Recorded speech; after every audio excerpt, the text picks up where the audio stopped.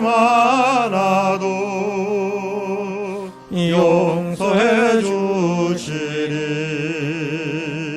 주 말씀 들으며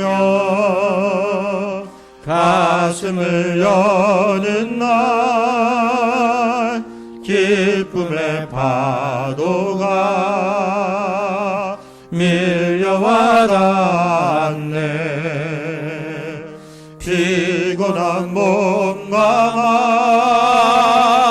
편안히 쉬는 날 성전에 나와서 주 찬양하리라. 걱정과 근심이 없어진 좋은 날 새로운 희망이 솟구쳐 오르네. 생명의 양식을 땅에서 맛보면 하늘의 은총을 넘치게 주시리. 아멘. 교독문 12번 시편 19편을 교독하겠습니다. 하늘이 하나님의 영광을 선포하고 날은 날에게 말하고 밤은 밤에게 지식을 전하니 언어도 없고 말씀도 없으며 들리는 소리도 없으나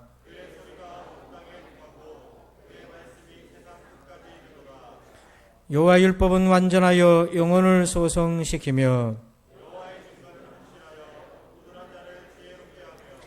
여호와의 교훈은 정직하여 마음을 기쁘게 하고 여호와를 경외하는 도는 정결하여 영혼까지 이루고 금 곧 많은 순금보다 더 사모할 것이며 꿀과 송이꿀보다 더 달도다. 아멘. 나는 전능하신 아버지 하나님 천지의 창조주를 믿습니다. 나는 그의 유일하신 아들 우리 주 예수 그리스도를 믿습니다. 그는 성령으로 잉태되어 동정녀 마리아에게서 나시고 본디오 빌라도에게 고난을 받아 십자가에 못 박혀 죽으시고 장사된 지 사흘 만에 죽은 자 가운데서 다시 살아나셨으며 하늘에 오르시어 전능하신 아버지 하나님 우편에 앉아 계시다가 거기로부터 살아있는 자와 죽은 자를 심판하러 오십니다. 나는 성령을 믿으며 거룩한 공교회와 성도의 교제와 죄를 용서받는 것과 몸의 부활과 영생을 믿습니다. 아멘. 다 함께 자리에 앉으셔서 찬송가 285장을 찬양 드립니다.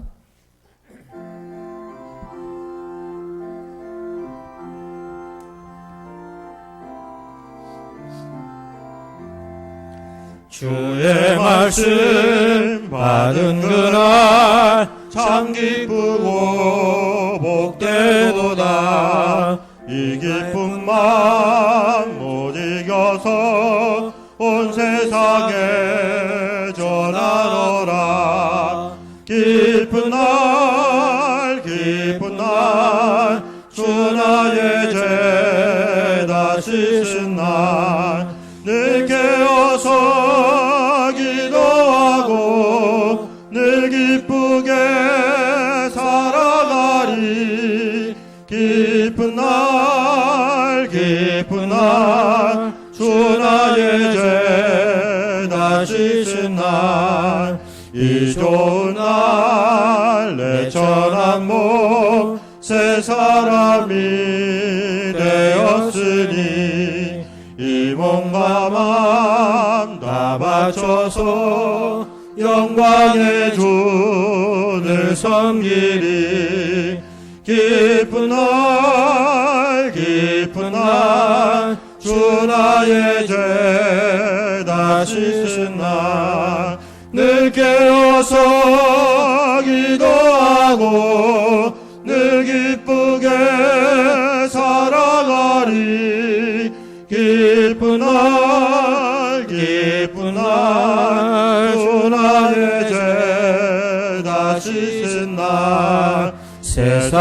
된 그날부터 평안한 마음 누리소서. 이 복된 말 전하느니 나의 본분 삼았도다. 깊은 날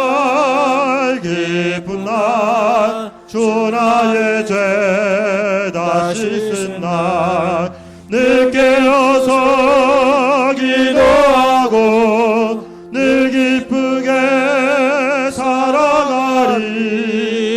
깊은 날 주 나의 죄 다시 쓴 날. 아멘.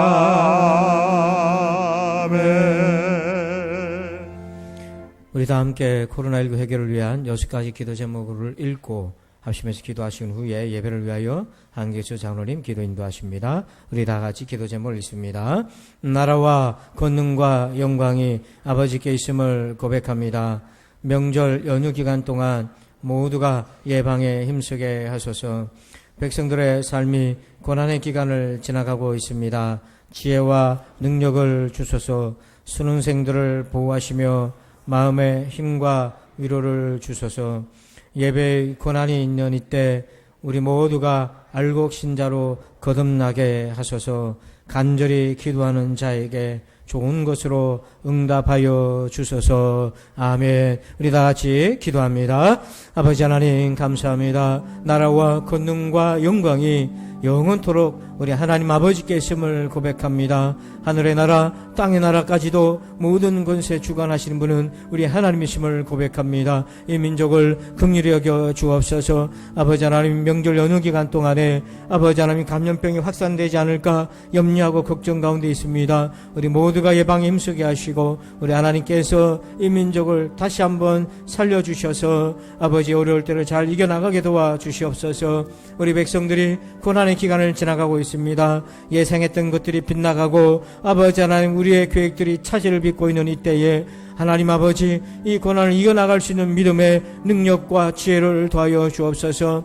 우리 수능생들 아버지 하나님 보호하여 주셨기를 원합니다. 하나님 아버지 얼마 남지 않은 수능 기간 동안 아버지 하나님 저들의 믿음을 지켜주셔서 하나님 마음에 힘과 위로를 더하여 주옵소서. 예배의 고난이 있는 이때에 우리 모두가 알곡 신자로 거듭나게 도와주시고 무엇보다도 간절히 기도하는 자에게 좋은 것으로 역사하여 주옵소서. 오늘도 예배드릴 때에 우리 하나님을 만나는 은혜가 있게 하여 주옵소서.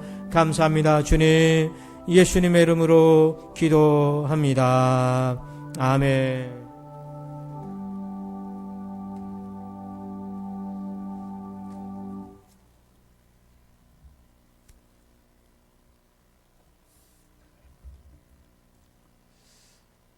은혜와 진리 안에서 우리가 알지 못하는 크고 은밀한 일을 행하시며 성취하시는 신실하신 우리 하나님 아버지, 이 시간 모든 감사와 영광과 찬양 받아 주시옵소서. 특별히 이 시간 성령 하나님의 임재를 믿으며 영과 진리로 예배하오니 이 예배를 기쁘시게 받아 주옵시고 성령 충만의 시간으로 인도하여 주시옵소서. 아직도 우리의 삶의 내용이 교만하여 이기적이고 순간적인 욕심에 넘어지고 매이며 있음을 이 시간 회개 기도합니다. 거룩하신 우리 하나님 아버지, 우리를 용서하여 주옵시고 이 시간 교만하고 욕심의 마음을 새롭게 하시고 겸손하고 정직하게 하나님만 섬기는 은혜를 베풀어 주시옵소서. 은혜 우리 하나님 아버지, 이 시간 코로나19 바이러스의 극복과 해결을 위하여 간절히 기도합니다.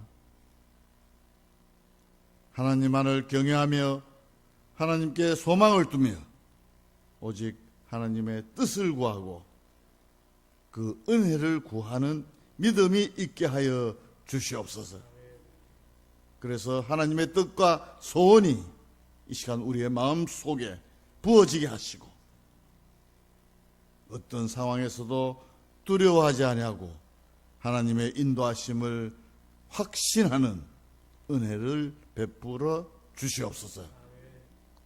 특별히 이 믿음과 확신을 통하여서 하나님께서 주시는 평안과 감사와 자유함을 회복케 하여 주시고 담대함과 충만함과 강건함으로 우리 모든 성도들을 항상 붙들어 주시옵소서. 감사해 우리 하나님 아버지, 이 시간 말씀 전하시는 목사님께 말씀과 성령으로 늘 충만케 하옵시고 우리 모든 성도들에게는 새롭게 하심의 능력의 말씀과 위로의 말씀으로 이 시간 응답하여 주시옵소서. 은혜와 진리 안에서 영원히 우리의 중보가 되시는 예수 그리스도 이름 의지하여 감사하오며 기도드리옵나이다. 아멘.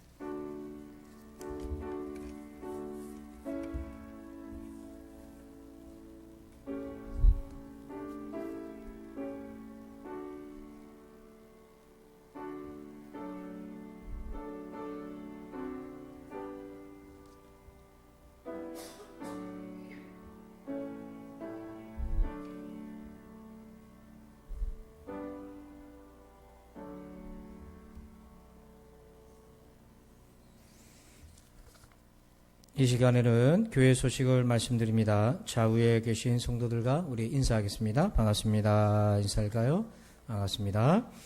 예, 오늘은 교회 창립 50주년 주일입니다. 벌써 50년이 되었는데 이 코로나로 인해서 우리가 여러 행사를 할 수가 없게 되었고요. 우리가 50주년 기념 교회를 우리 선교센터에 세우기로 했는데 지금 그것도 잠시 중단되어 있습니다. 선교사님이 들어갈 수가 없고 그래서 여러분 우리 내년으로 수년해서 진행하도록 하겠습니다. 여러분 이해해 주시기 바라고요. 그리고 오늘은 9월 선교운신 예배를 겸해서 드립니다. 주일 예배는 오늘부터 정상 진행이 되겠습니다. 1부 9시 반, 또 2부 11시 온라인으로 진행이 되겠고요. 교회학교는 다음 주까지는 온라인으로 예배를 드리고 그 이후부터는 진행할 예정입니다. 사회적 거리두기 2단계가 다음 주까지 연장이 되어 있는데 지금 부산에 확진자가 계속해서 이전보다 많이 나오고 있는 상태입니다. 그래서 이것도 변동이 있을 것 같은데요. 어쨌든 생활 방역에 마스크, 손소독, 발열 체크, 거리두기 여러분 꼭 힘써 주시기를 바랍니다. 새벽 기도회는 오늘부터 정상 진행 중에 있습니다. 목장 공동체는 카톡으로 1인 예배를 드립니다. 그렇게 참여해 주시기 바라고요. 우리 랜선 신방 DJ 우리 금주는 사목장 순서입니다. 여러분도 함께 은혜를 나누시고 또 타지에 있는 자녀들이 있으면 또 보내서 같이 소식을 나누시면 좋겠습니다. 우리 목장에서 추천하고요.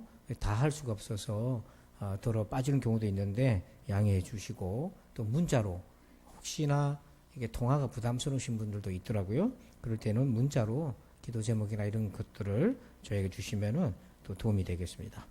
우리 방구석 로마서 성경 공부가 마쳤는데 개근상 후보자가 있습니다. 명단이 게시판에 붙여져 있는데요. 혹시 이게 스마트폰으로 하다 보니 나는 보냈는데 저한테 안 들어오는 경우가 가끔 있어요. 그래서 본인의 이름이 나는 다 했는데 없다. 이러신 분들은 사무실로 문의해 주시고 저한테 문자를 보내주시거나 그리고 종이로 푸신 분도 있어요. 폰으로 하다가 그러면 폰으로는 체크가 안 되잖아요. 그런 경우도 저한테 얘기를 해 주셔야 됩니다. 사무실로.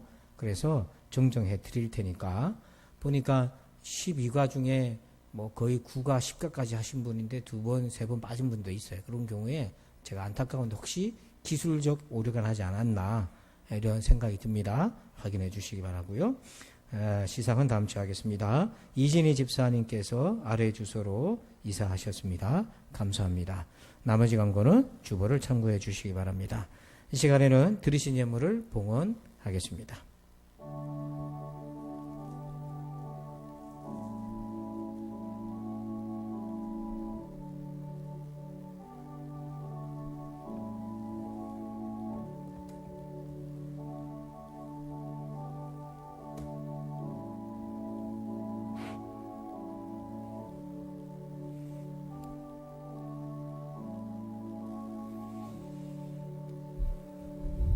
우리의 생각보다 더딜지라도 여전히 일하고 계시는 하나님을 신뢰합니다. 주여 우리를 긍휼히 여겨 주시옵소서. 사랑하는 성도들의 삶을 지켜주신 것 감사합니다. 오늘 우리가 드리는 이 예물을 하나님 기뻐 받아 주시옵소서. 우리의 삶도 예물이 되도록, 우리의 언행이 예물이 되도록 우리를 날마다 거룩한 길로 인도하여 주옵소서. 하나님, 우리가 죄인이었고 구원받아 의인이 되었지만 여전히 우리는 죄악된 세상과 본성과 우리의 유혹 가운데 살아가고 있습니다. 하나님, 아니면 이 거룩한 길을 걸어갈 수 없사오니 오늘도 우리를 지켜주시고 도와주시옵소서. 사랑하는 우리 성도들에게 복을 내려 주옵소서. 무엇보다도 믿음, 건강, 자녀, 사업의 복을 주시옵소서. 하나님, 예수 믿지 않는 자들도 자연 은혜의 가운데 복을 누리고 살지만 하나님의 복인 줄 모르고 있습니다. 그러나 우리는 예수 믿고 이 모든 것들이 하나님이 주신 복인 줄 깨닫사오니 무엇보다도 그리스도 예수 안에서 발견되게 하여 주시옵소서. 감사하며 예수님의 이름으로 기도합니다. 아멘. 오늘 주시는 하나님 말씀 보겠습니다. 성경 말씀은 사사기 2장 7절에서 10절입니다. 사사기 2장 7절에서 10절 말씀입니다. 구약 362쪽에 있습니다. 사사기 2장 7절에서 10절 말씀 제가 봉독하겠습니다.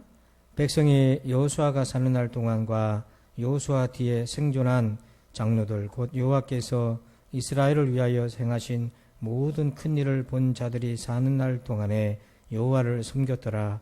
여호와의 종 눈의 아들 여호수아가 110세의 죽음에 무리가 그의 기업의 경내 에브라임의 산지 가하스산 북쪽 딥낫 헤레스에 장사하였고 그 세대의 사람도 다 그 조상들에게로 돌아갔고 그 후에 일어난 다른 세대는 여호와를 알지 못하며 여호와에게서 이스라엘을 위하여 행하신 일도 알지 못하였더라. 아멘. 할렐루야.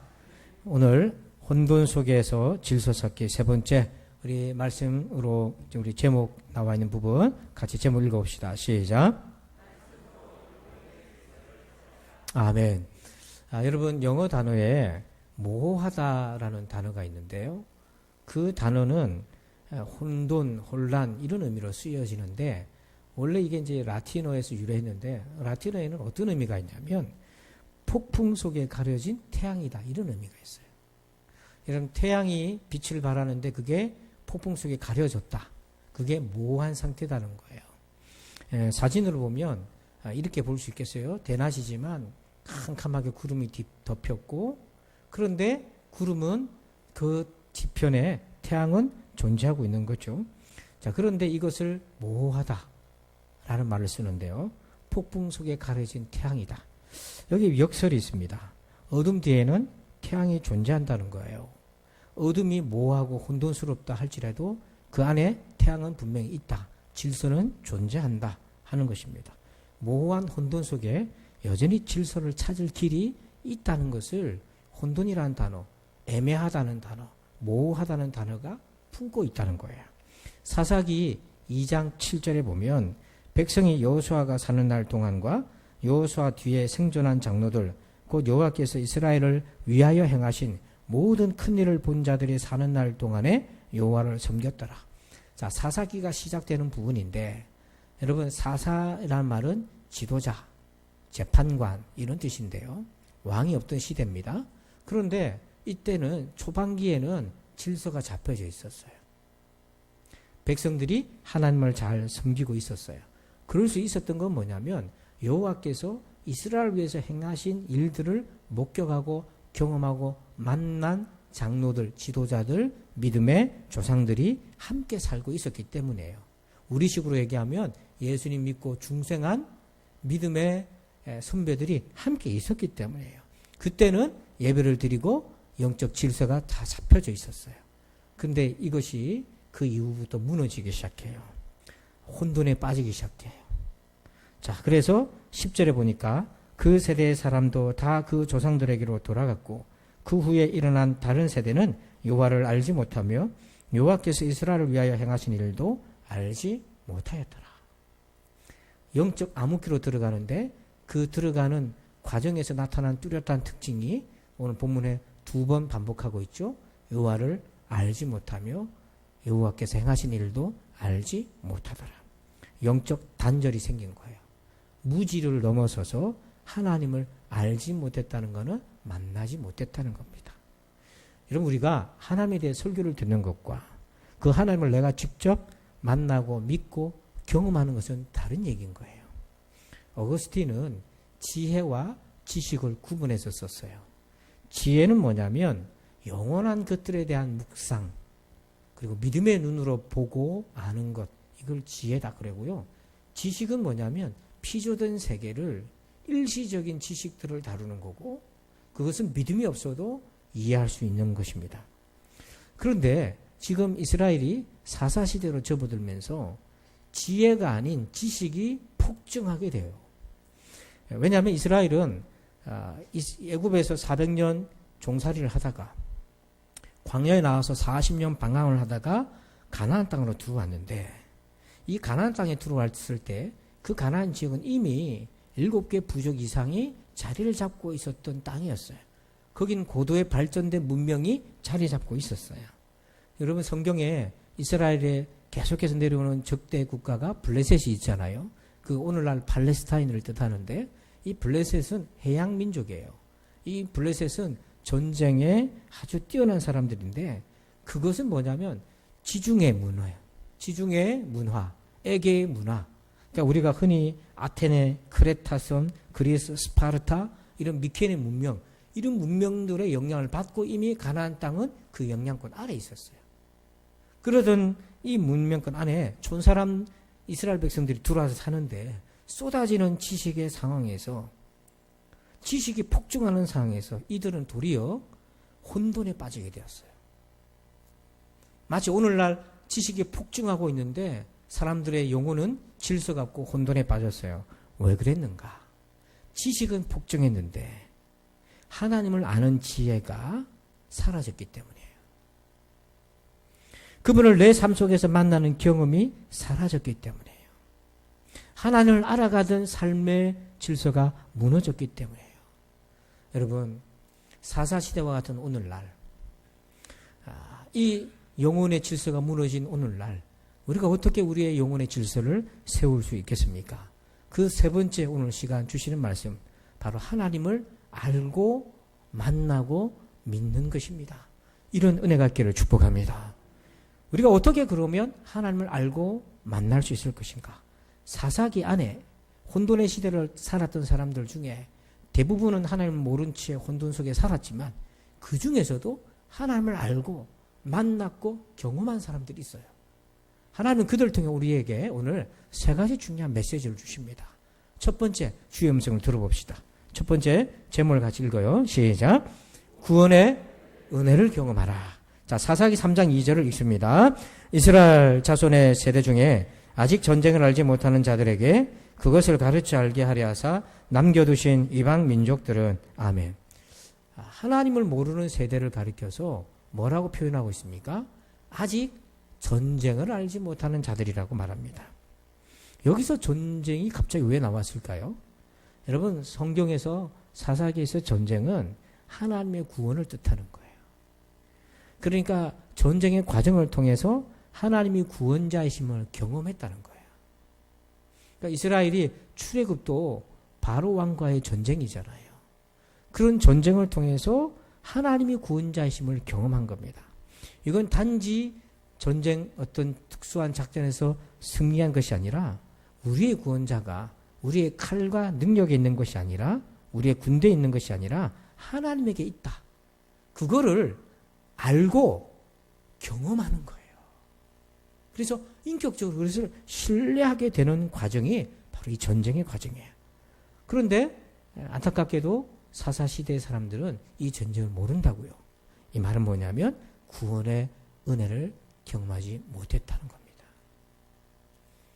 구원의 은혜가 잡혀 있으면 영적 질서가 서 있는데, 그것이 없어버리면 혼돈에 빠지게 되는 거예요. 그러다 보니까 백성들이 어떻게 했나? 구원의 은혜가 없는데 하나님을 구원자로 신뢰하지 못하니까 그들이 세운 대안이 있어요. 그게 뭐냐면 나름대로 구원의 체계를 만들었는데 그게 바로 정치적 체계를 만든 거예요. 정치적 구원. 자, 그게 사사기 3장 5절과 6절에 있습니다. 그러므로 이스라엘 자손은 가나안 족속과 헷 족속과 아모리 족속과 브리스 족속과 히위 족속과 여부스 족속 가운데 거주하면서 이 명단에는 6부족이 나오지만 원래는 7 가나안 부족들이 거기에 있는데요. 여기에 거주하게 돼요. 빈터가 아니라는 거예요. 이미 원주민들이 자리를 잡고 자기들보다 발전된 문명을 가지고 있는 족속들이 거기에 있었던 거예요. 자, 그런데 이 문명 틈바구니 속에서 이스라엘이 어떻게 생존했는가? 6절을 읽어봅니다. 여러분들만 읽어주세요. 시작.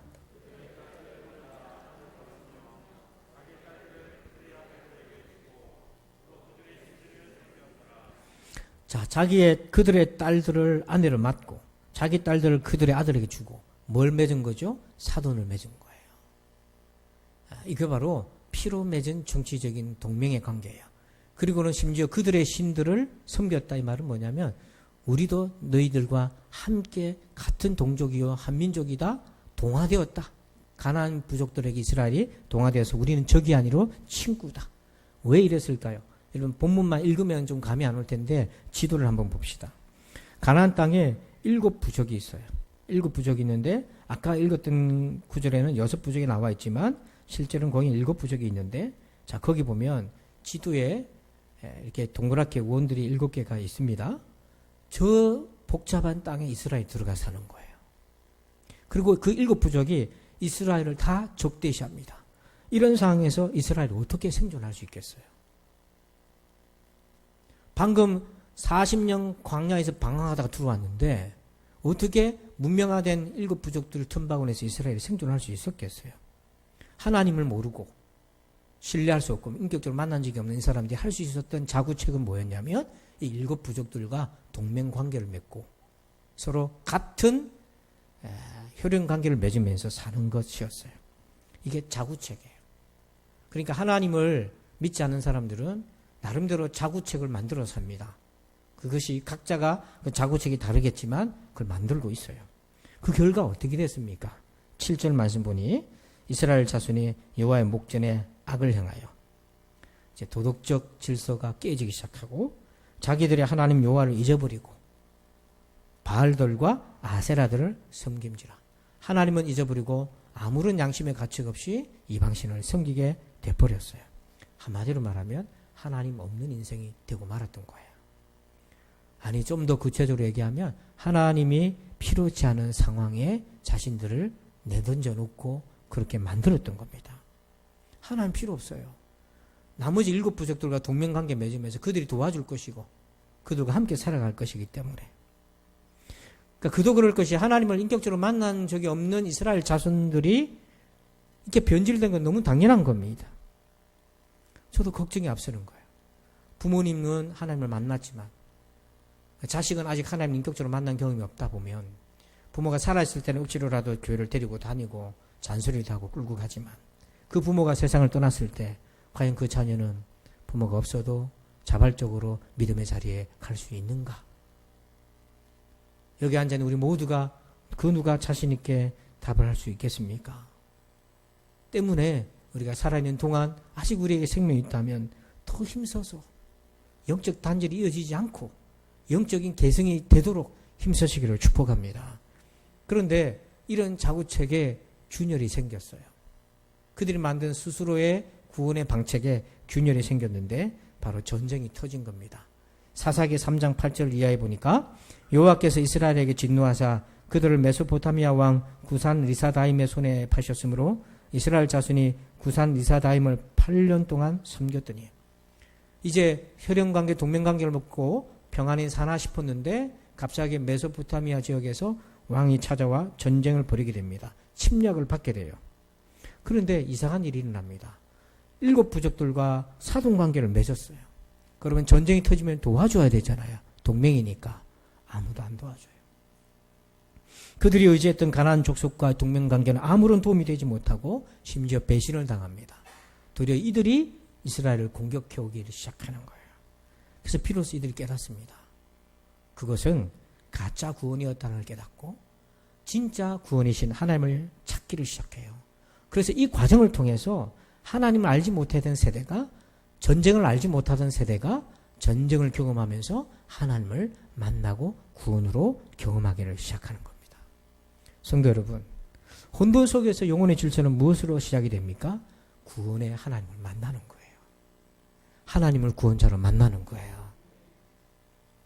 기도 응답으로 하나님을 만나는 것이 아니라 나의 영혼을 구속하실 주님으로 십자가상에서 주님을 만나기를 축복합니다.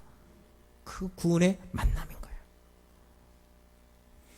그러니까 하나님이 나의 인생의 전쟁에서 건지실 분은 하나님뿐이라는 걸 경험하는 겁니다.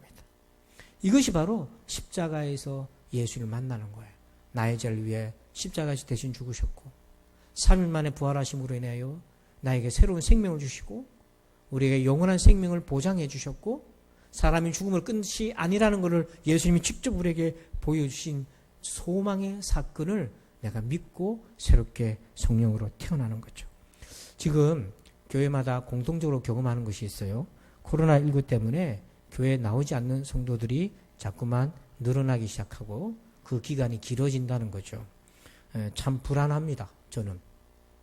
왜 불안한가? 단지 안전을 위해서 집에서 예배를 드린다면 덜 불안합니다. 그런데 왜 불안하냐면 구원의 은혜가 없기 때문에 그런 건 아닐까 하는 생각 때문이에요.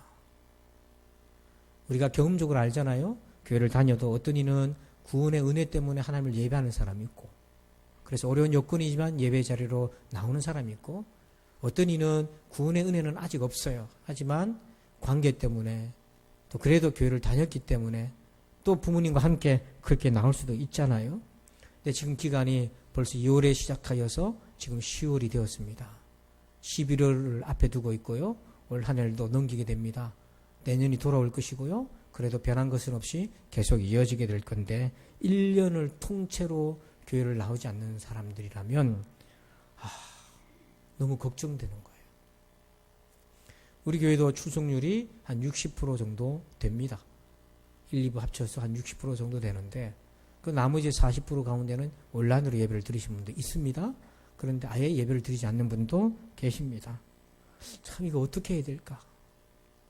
그래서 구원의 은혜가 없어서 그런 건 아닐까? 그게 너무 걱정이에요. 그런데 한 가지 놀라운 역설이 있습니다. 사사기 3장 2절을 여러분들 한번 읽어주실까요? 시작.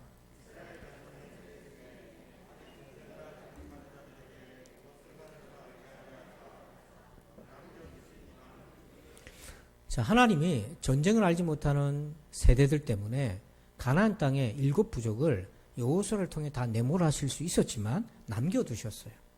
그렇게 물론 남겨진 과정 속에서는 이스라엘의 불순종도 있었지만 하나님 남겨두신 목적이 뭐냐면 그걸 통해 전쟁 모르는 구원의 하나님을 만난 적이 없는 자녀들에게 후손들에게 구원의 하나님을 만날 기회를 주시고자 하셨다는 거예요. 그래서 3장 2절 끝에 보니까 남겨두신 이방 민족들이라고 되어 있습니다.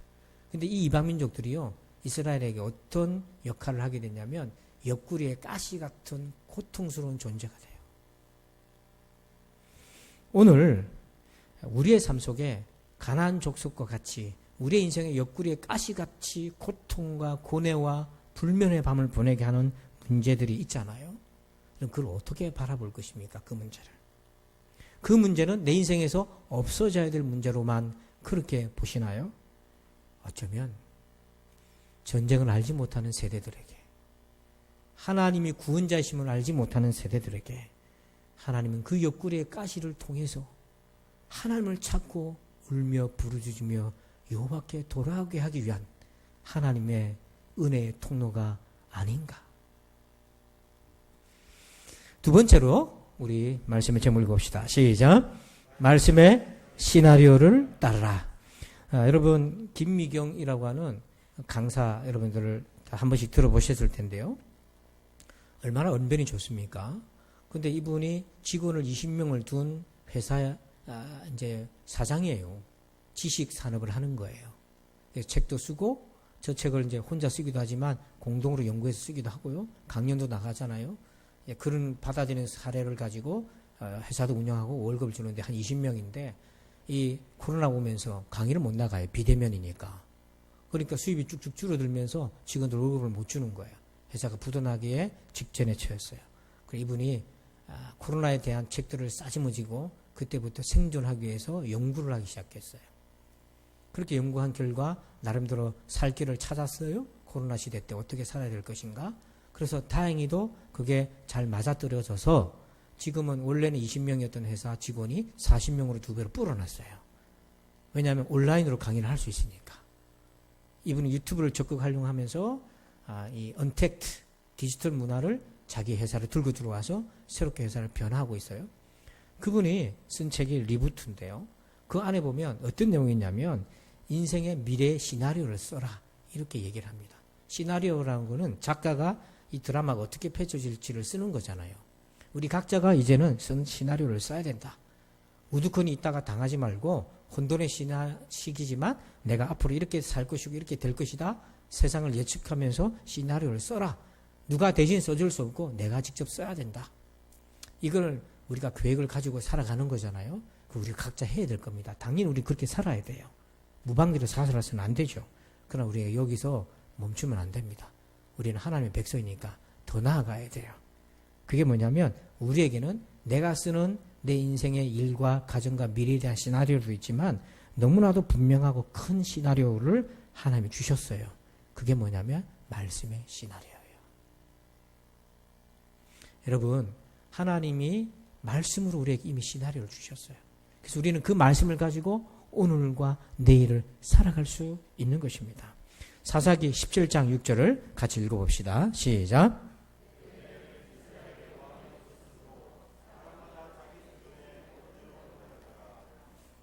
여러분 보니까 사사기의 특징을 짓는 말씀인데요. 왕이 없으므로 사람들이 각자 소견대로 행했다 되어 있잖아요. 이 표현이 17장 6절에 나오고 사사기 맨 끝장에 나와요. 2번 나와요. 이게 사사시대를 규정하는 건데 왕이 없어서 소견대로 살았다 이렇게 되어 있는데 여기서 말하는 왕은 단지 리더십 또는 중앙집권체제 그걸 의미하는 게 아닙니다. 이것은 왕은 말씀과 관련되어 있어요. 왕이 없어서 소견대로 살았단 말은 백성들이요 말씀의 시나리오 없이 자기들 마음대로 살았다는 얘기입니다. 그래서 잘 됐으면 좋겠는데 그랬더니 안 되더라는 거예요. 하나님 원래 왕을 세우는 것을 좋아하셨습니까? 탐탁지 않게 여기셨습니까? 별로 기뻐하지 않았어요. 하도 원하니까 어쩔 수 없이 들어주신 거였어요. 그런데 조건이 있었어요. 하나님 조건부로 허락하셨어요. 왕에게 반드시 조건이 따랐는데 그게 바로 신명기 17장 18절 19절에 최우선적 조건이 있어요. 우리 같이 한번 읽을까요? 그가 왕위에 오르거든 이 율법서의 등사본을 레위 사람 제사장 앞에서 책에 기록하여 평생에 자기 옆에 두고 읽어 그의 하나님 여호와 경외하기를 배우며 이 율법의 모든 말과 이 규례를 지켜 행할 것이라. 아멘.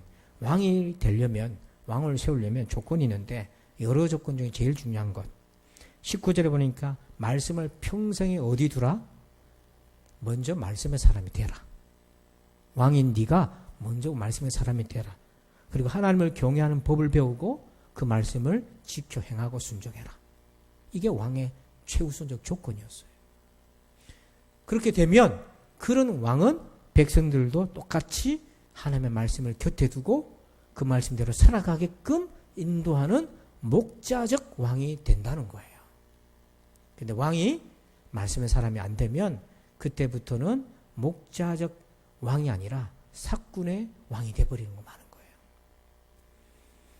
그러니까 왕은 한마디로 말씀의 사람이 되고 그 말씀을 교육하고 가르쳐서 백성들이 그 말씀 안에서 살도록 양떼를 돌보는 목자적 인생을 살아라.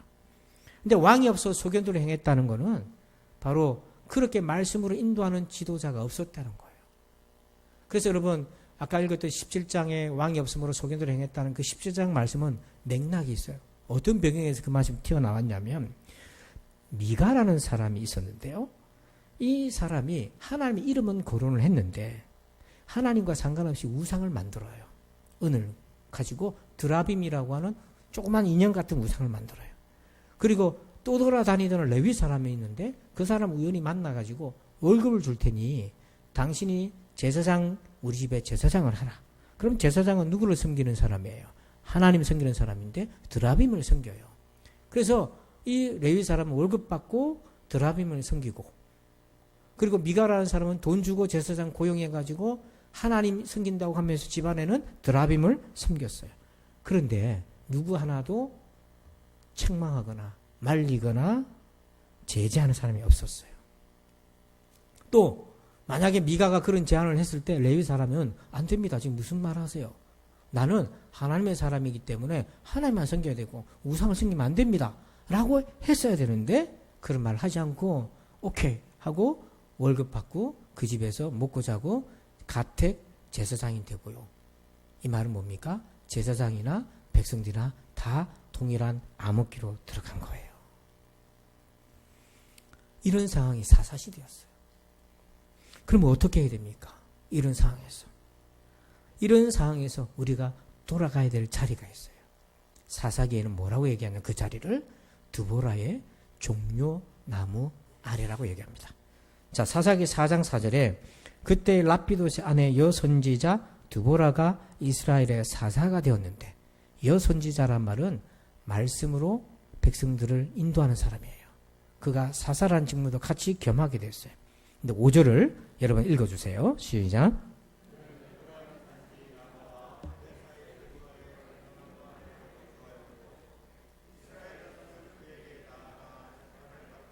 아멘. 자, 거기 보니까 5절에 드보라가 어디에 있었다고 되어 있어요. 근데 그냥 종려나무가 아니고 드보라의 종려나무 아래에 거주하였다. 종려나무가 많은데 저건 드보라의 종려나무야 하고 백성들이 지목을 했다는 거예요. 근데 여기서 거주라는 표현이 오해하기 쉬운데 그 종려나무 아래에서 집을 짓고 살았다는 표현이 아니에요. 그 무슨 의미냐면 거주라는 말이 드보라가 종려나무 아래에서 백성들이 그 나무 아래로 나온 겁니다. 그래서 그 백성들을 뭐 해줬다는 거예요? 재판해줬다는 거예요. 모세가 광야에서 시내산 밑에서 백성들을 재판해주는 것처럼 뭐냐면 말씀을 가지고, 우리식으로 얘기하면 성경을 가지고 백성들의 시시비비를 가르쳐주고 말씀의 원리를 가르쳐주고 말씀을 적용할 수 있도록, 인생에 적용할 수 있도록, 즉 말씀의 시나리오로 살아갈 수 있도록 백성들을 지도했다는 뜻입니다. 그래서 백성들은 드보라의 종려나무 아래에 임하는 그 당시 백성들은 어떻게 이해했냐면 말씀을 듣는 자리다 하는 거예요. 말씀이 선포되는 자리라는 거예요. 여러분, 이 드보라의 종려나무 아래로 나오시기를 축복합니다. 혼돈의 시기에는 바로 그 자리가 우리의 존재가 있을 자리예요. 근데 여러분, 종려나무는 구약 성경 10편에서는요 의인을 가리킵니다. 10편 90편 12절에 보니까 의인은 종려나무같이 번성하며, 의인은 종려나무와 같다, 번성한다. 13절에 보니까 이는 여호와의 집에 심겼으며, 의인은 종려나무는 하나님의 집에 심겨졌다. 그 말은 하나님의 말씀에 뿌리를 내리는 사람이에요. 그래서 하나님의 말씀 때문에 번성하는 거예요. 14절에 보니까 그는 늙어도 여전히 결실하며 진액이 풍족하고 빛이 청청하니. 그는 늙어도, 의인도 늙어요. 우리도 다 늙잖아요.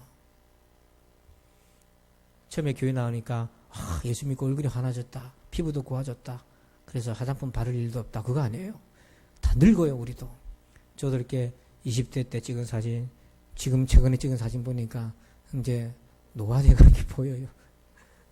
여러분 속으로 에이구 이렇게 하실 줄 모르지만 제 기준은 그렇다고요. 제 기준. 그런데 겉모습은 늙어도 그의 속사람 보세요. 여전히 뭐하고 있어요? 열매를 맺고 있고. 여전히 뭐하고 있습니까? 진액이 풍족해서 그 빛이 청청하다. 그의 영혼은 여전히 충만하더라. 근데 여전이라는 거는요, 20대 때 여전한 것과 60, 70대에서 여전한 건 전혀 차원이 틀린 겁니다. 그만큼 성숙해졌다는 거예요. 그만큼 깊어졌다는 거예요. 우리 성도들이 이런 신앙이 되기를 축복합니다. 그래서 15절에는 여호와의 정직하심과 나의 바위 되심, 그러니까 하나님이 내면의 인격화가 돼가지고 주의 성품을 내가 담고 하나님이 나의 반석이 되시는 내 인생이 되고 거룩한 길을 걷게 돼요. 여러분, 종려나무 보셨어요? 제주도 가면 가끔 볼 수 있는데 그거를 우리가 야자수 이렇게 오해하는데 종려나무는 이렇게 생겼어요. 쫙 뻗었잖아요. 그래서 잎이 탁 펼쳐져 있는데 정확한 명칭이 뭐냐면 대추 야자나무 열매입니다. 그 열매가 여러분 대추 야자, 그러니까 대추 있잖아요. 그 굉장히 단데 그 대추 야자 열매가 맺혀지게 돼요.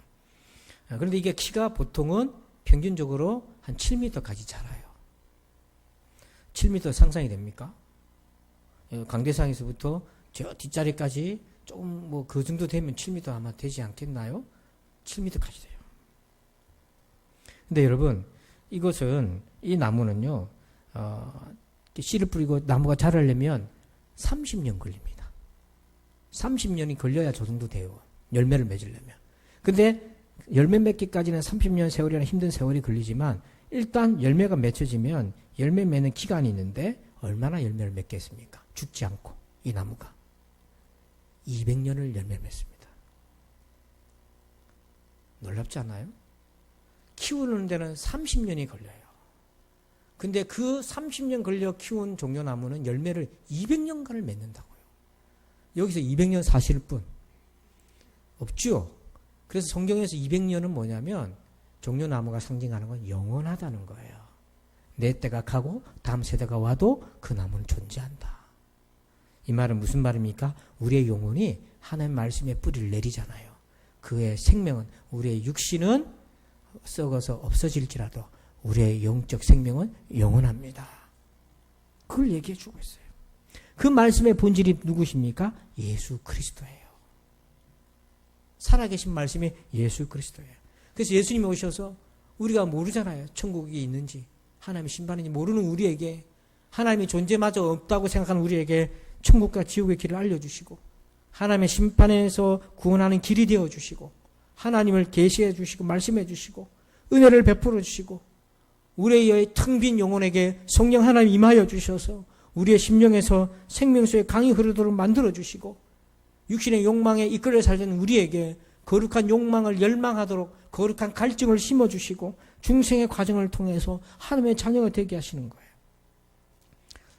우리가 직접 써내려가는 시나리오도 괜찮겠습니다마는 누가 저보러 만약에 하나님이 해병아 너에게 너의 인생의 시나리오를 쓸 기회를 줄 테니 네가 쓴 대로 내가 해줄게 라고 한다면 저는 하나님 안 할래요 그러겠습니다. 저는 무지하고 아는 것이 부족하고 앞날도 모르는데 그럼 저는 도리어 아니에요 하나님 나 그런 거 필요 없고요 하나님이 나의 시나리오 대주세요. 나 그렇게 얘기할 거예요. 여러분 표정 보아하니 마음대로 쓰시겠구만요. 우리가 직접 써내려가는 시나리오도 괜찮을 수 있지만 예수님이 우리의 시나리오가 된다면 여러분 예수님이 우리의 시나리오가 된다면 그분이 죽으셨지만 다시 부활한 것처럼 말씀이신 예수님이 내 인생의 길이 된다면 내가 이 땅에 살면서 주를 믿고 죽어도 천국을 소망하게 되고 죽어도 나는 주 앞에 가게 되고 마지막 날 나는 부활하게 될 것이며 영원한 하나님의 나라에서 살게 될 것입니다. 여러분 예수님 우리의 시나리오가 되기를 축복합니다. 마지막 세 번째 우리 제목 읽어봅시다. 시작. 말씀의 능력을 경험하라. 사사기 13장 3절은 삼손이 부모님이 삼손을 낳는 과정에서 일어난 일인데 여호와의 사자가 그 여인에게 삼손 엄마죠. 그 여인에게 나타나서 그에게 이르시되 보라 네가 본래 임신하지 못함으로 그러니까 삼손의 어머니는 출산을 못하는 몸의 구조를 가졌다는 거예요. 근데 출산하지 못하였으나 이 말은 네가 출산을 못한 거는 네 몸이 이상이 있어서 못했다는 겁니다. 그런데 이제 임신하여 아들을 낳을 것이다. 이렇게 얘기해줘요. 그러니까 여기서 여호와의 사자라고 되어 있는데 18절에 보니까 이 여호와의 사자라는 말을 뭐라고 되어 있냐면 하나님 자신이에요. 여호와의 사자가 그에게 이르되 어찌하여 내 이름을 묻느냐. 내 이름은 기묘자다 하니라. 기묘자 우리말로 하면 원더풀 놀랍고 아름다운 이름. 이것은 예수님에게 쓰신 하나님에게 쓰신 호칭이거든요. 그러니까 하나님 자신이 나타나신 거예요. 근데 하나님이 나타나셔서 뭐라고 했냐면 너 본래 임신하지 못해. 출산도 못했어. 그렇지만 하나님이 말씀하시잖아요. 말씀하시니까 어떤 일이 생기냐면 본래 못하던 몸이 임신이 가능한 몸으로 바뀌어지게 돼요. 이게 말씀의 창조의 능력입니다. 우리 청년들은 진화론의 영향을 받아서 하나님이 세상을 창조하셨다는 것이 잘 믿어지지 않을 수 있어요. 그러나 하나님의 능력을 경험하면 하나님이 말씀하시면 성령께서 역사하시면 되는구나. 저 또한 똑같은 세대를 왔기 때문에 왜 진화론을 모르겠어요. 그랬었는데 제가 전에도 간증했듯이 무릎이 아팠고 여러 병이 있었을 때 하나님이 고쳐주셨어요. 다르게 고쳐주신 것이 아니라 신유의 은혜가 있는 목사님이 기도함으로 고쳐주셨어요. 그 목사님이 고쳐주신 것은 아니고 하나님이 고쳐주셨어요. 그죠? 예. 달을 가리키는 손가락을 보지 말고 달을 보셔야죠. 손가락을 보면 우리가 유혹에 넘어지잖아요.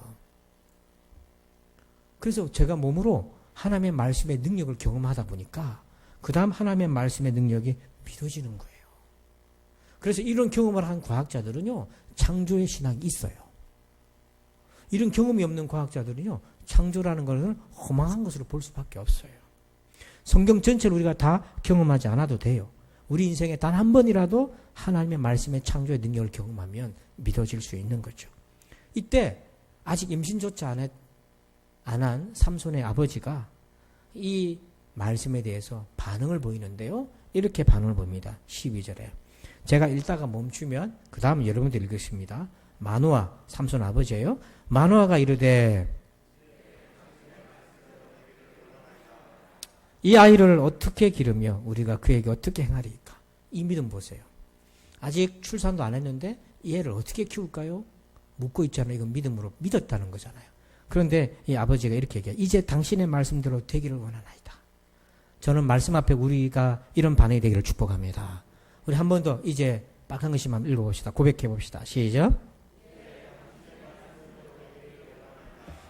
이걸 한마디로 줄이면 뭡니까? 한 단어로 줄이면 어려워요? 아멘이잖아요. 아멘이란 말이잖아요. 아멘이란 말 뜻이 저거잖아요. 예, 우리 줄여서 한국 사람 줄임말 좋아하니까 줄여서 이제 그럼 여러분 그 다음 줄임말로 합니다. 이제 아멘. 그래서 여러분 신앙은 어떻게 자라냐면 설교를 듣다가도 정말 그 말씀대로 내가 되길 원하는 감동이 오잖아요. 아멘으로 받는 거예요. 성경 읽다가도요, 이 말씀대로 내가 되길 원합니다. 그런 말씀이 나오잖아요. 그러면 여러분 거룩한 욕심을 가지고 아멘으로 받으시길 바랍니다. 그리고 기도하다가 그 말씀으로 기도하시길 바랍니다. 그렇게 열매를 맺어가고 믿음은 쌓여지게 되는 거예요. 여러분 한번 생각해 보세요. 본래 임신하지 못하던 이 삼손의 어머니가 하나님의 말씀을 들었는데, 기묘자의 말씀을 들었는데 어느 날 갑자기 신김치가 막 땡겨. 어느 날 막 기름 냄새가 막 구역질이 나. 뭘 하기 시작한 거예요? 입덧을 하기 시작해. 그때 어땠을까요? 저 같으면, 저는 여자가 아니지만 저 같으면 춤췄을 것 같아. 막 구역질하면 춤췄을 것 같아. 막 하면서 춤추고 너무 좋아가지고. 에? 그러니까 막 청국장 끓이는데 냄새가 너무 역해가지고 왁 하면서 춤췄을 것 같아. 왜? 하나님 말씀대로 됐으니까. 얼마나 기뻐요. 그 희열을 경험하시기를 축원합니다. 신앙생활 할 때에 이런 희열을 단 한 번이라도 만나시기를 축복합니다. 이 양 만날 때 일찍 만나시길 바랍니다. 그래야 남은 세월에 헌신하며 헛된 것에 주목하지 않고 그리스도 예수 안에서 발견되는 인생으로 살지 않겠어요? 하나님의 말씀의 능력은 너무 다양해요. 그 중에서도 직접적으로 아주 가까이에서 경험할 수 있는 것이 있는데 우리의 심령의 상태를 변화시키는 창조의 능력이 있어요. 여러분 우울하고 낙담에 빠진 분한테 힘내라 한다고 힘이 납니까? 안 되잖아요. 그 말로 될 빼야 대한민국 사람은 다 고침받았어요. 사도행전 27장에 보면 바울이 로마로 호송을 당합니다. 그 배의 모습에 파도가 막 일어요. 그래서 태풍 가운데 있는데 지독한 태풍을 14일간을 만나요. 14일간 만나는데 요즘 TV 보니까 요트 원정대라는 것이 있더라고요. 보니까 뭐 하나 보니까 그 요트를 타고 해외 일주를 한 사람이 있어요. 그분이 선장이 되고 이제 연예인들 몇 명이 타서 요트 체험을 하는데 가다가 되돌아와. 왜냐하면 풍랑 뭐 보니까 파도 뭐 한 3m 정도밖에 안 이르는데 전부 멀미가 나가지고 일어나지 못해 뻗어버렸어. 촬영진도 다 뻗고 진행이 안 돼. 그래서 빠꾸. 그 정도로 별로 크지도 않은 파도인데요. 사람이 전부 다 나가 떨어져 버려요. 근데 이걸 14일간을 닥친 거예요. 그래서 광풍이 닥쳤어요. 누가 버텼겠어요? 20절에 이렇게 되어 있어요. 여러 날 동안 해도 별도 보이지 않냐고 큰 풍랑이 그대로 있으며 구원의 여망마저 없어졌더라. 바울도 살 마음을 포기한 거예요. 다 포기. 276명이 다 포기했어요. 이거는 우울로도 설명이 안 되는 거예요. 이제 다 죽을 날만 기다리고 다 포기한 거야. 근데 갑자기 반전이 일어나요. 갑자기 반전이 일어나. 그것도 바울의 심령에서 갑자기 반전이 일어나. 25절. 그러므로 여러분이요 안심하라. 나는 내게 말씀하신 그대로 되리라고 하나님을 믿노라. 이 말도 못할 것인데 말할 기운도 없었을 텐데 갑자기 바울이 마음의 색깔이 확 바뀌어가지고 마음의 기후가 바뀌어가지고요. 안심해라. 하나님이 내게 말씀하신 그대로 내가 되리라고 믿는다. 그의 마음이 무엇이 바꿨습니까? 그의 마음을 하나님의 말씀이 바꿨어요. 전날 밤이었어요. 24절 읽겠습니다. 여러분들 읽어주세요. 시작.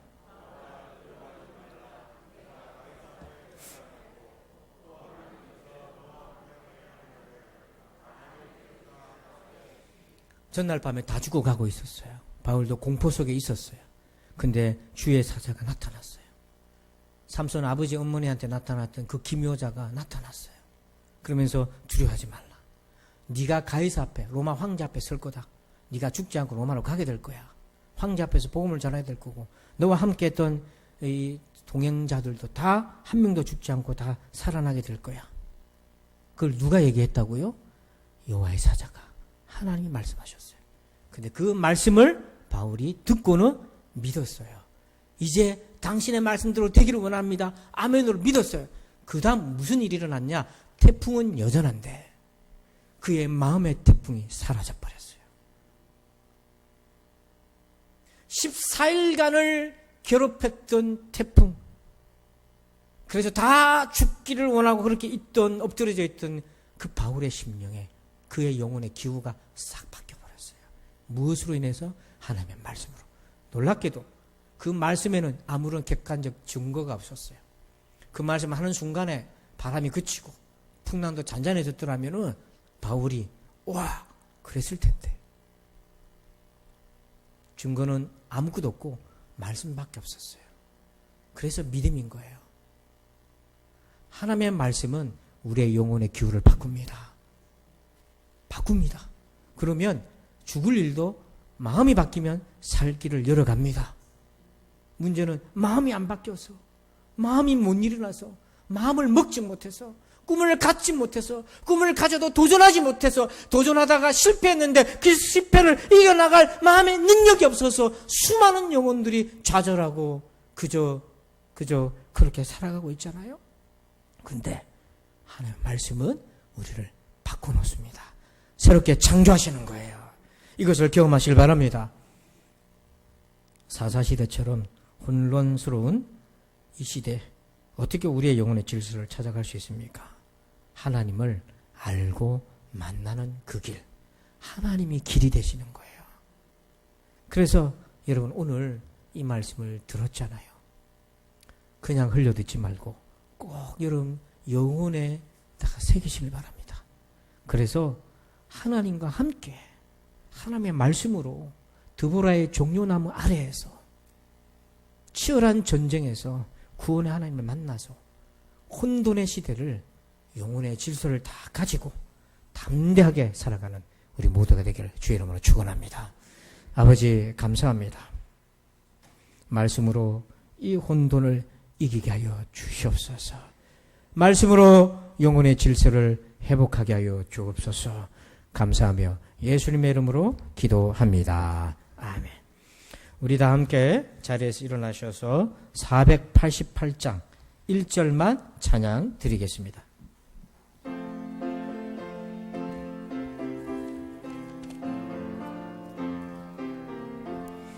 이 몸의 소망 무언가 우리 주 예수 뿐일세 우리 주 예수 밖에는 믿들이 아주 없도다. 주 나의 반석이시니 그 위에 내가 서리라. 그 위에 내가 서리라.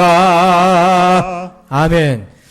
이제는 우리 구주 예수 그리스도의 은혜와 하나님 아버지의 그 크고도 놀라우신 사랑하심과 성령님의 동행하심에 역사하심이 오늘 말씀으로 혼돈의 시대에서 영혼의 질서를 찾고 하나님의 자녀답게 살아내기를 원하는 우리 모두들 위해 이제부터 영원토록 함께 계실지어다. 아멘.